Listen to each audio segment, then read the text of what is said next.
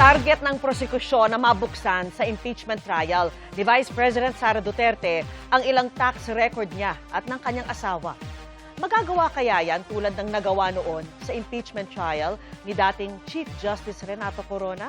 Nakatutok si Sandra Aguinaldo.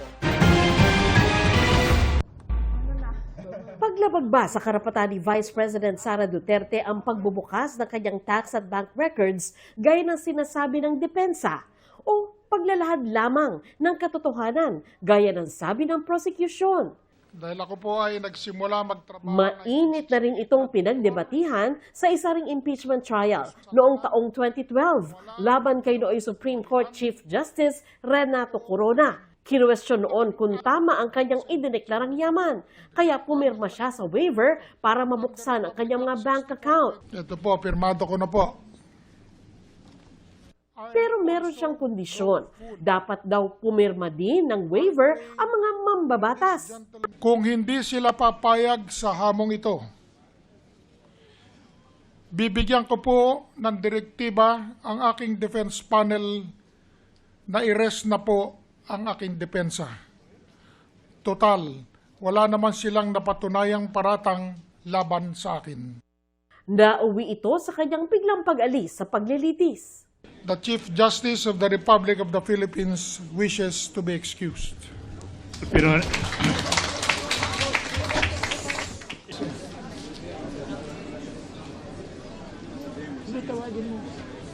Counsel for the defense, will you kindly yes, Your Honor, advise your client to return to the witness stand? I respect him as a Chief Justice, but this court must be respected. Quiet. At ang kanyang tax records na ungkat pa rin noon. Paliwanag din ay Bureau of Internal Revenue o BIR Chief Kim Henares na tumestigo sa trial. Nakasaad sa National Internal Revenue Code of the Philippines ng mga income tax returns na nakalagak sa Office of the Commissioner ng BIR ay magiging bahagi ng public records at maaring mabuksan sa inspeksyon sa utos ng Pangulo ng Pilipinas.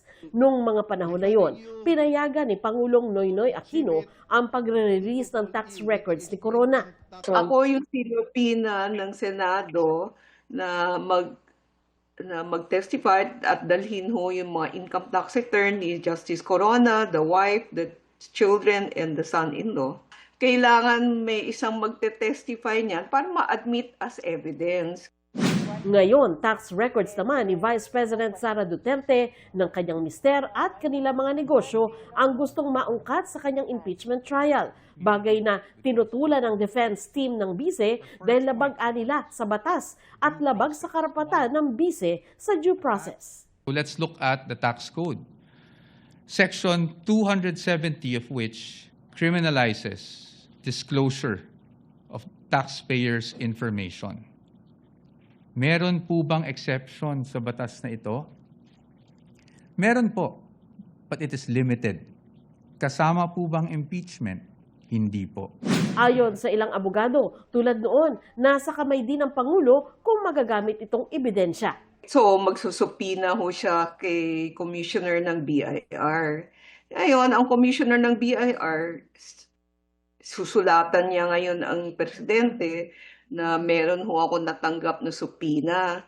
Pahingi ho ng authority nyo na pwede kong i-release. Kasi kung hindi nyo ako bibigyan ng authorization, hindi ko pwedeng i-release. Gayunman, pinag-iisipan pa ng prosecution kung kailangan pa ba talagang gambalain ang Pangulo. Legal strategy po yan. Hanggat maaari, siyempre ayaw naman natin na guluhin pa ang ating executive. Sabi naman ng Malacanang, wala pang request kay Pangulong Bongbong Marcos para sa isang authorization.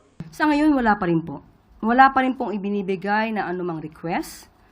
Bukod sa tax records, pinapasabi na rin ng prosecution ang bank records at reports ng Anti-Money Laundering Council ng mga confidential deal. Hindi po tayo takot sa dokumento. Ang gusto lang po natin yung naayon sa batas. Wala po tayong kinakatakot sa mga dokumento. It's really that, when we're trying to obtain evidence, procure evidence, it always has to be within the limits of the Constitution, the laws, and the rules. Sa Lunes ito, inaasang dedesisyonan ng Senator Judges Ayon sa tagapagsalita ng impeachment court, sakaling magbotohan ang mga senator judges kung ipapasabpina ang financial records ng bise, simple majority lang na mga dumalo ang kailangan. 21 senador ang nakadadalo sa trial ngayon, kaya 11 boto ang kailangan. Sinusundan kasi ng korte yung previous rin na nangyari sa Corona trial. Nag-issue ng subpoena ang korte kay Commissioner Kim Henares. I'm sure itong fact na to will be brought up as well by the senator judges or the parties pagdating sa Lunes. Kung ipasabpina nga ng impeachment court ang financial records ni Duterte, maaari bang dumulog ang bise sa Supreme Court para pigilan ito? Karapatan po nila yan. Everybody has a right to question. It is the part of due process. They can of course question. We cannot predict how the Supreme Court decides. May nagsasabi na hindi pwede dahil sole power to try and decide on all matters about impeachment ang Senate as impeachment court. Meron naman school of thought na nagsasabi na parang pwede kapag maipakita na merong grave abuse of discretion. Sandra Aguinaldo, Nakatutok, 24 Oras.